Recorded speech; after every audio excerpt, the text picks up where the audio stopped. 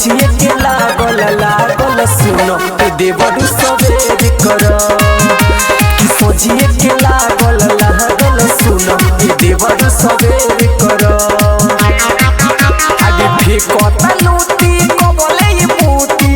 ऐसे जने मुंह टेढ़ कर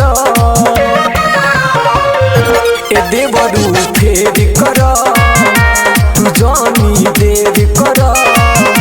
आ सोचिए के लागल लागल सुनो ए देवरु सवेर कर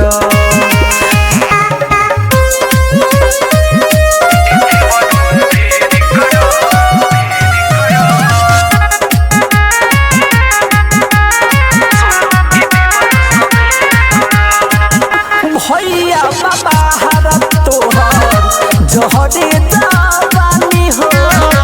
आग बात लागल सुनो डाली तो ना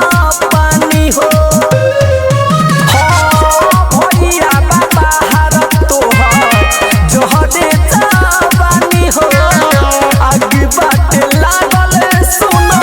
डाली तो ना पानी हो आज खुला बना भी डाली के चाभी भाभी के तू केर कर ए देवरु फेर कर तू जानी देर कर आ सोचिए के लागल लागल सुनो ए देवरु सवेर कर आ सोचिए के लागल लागल सुनो ए देवरु सवेर कर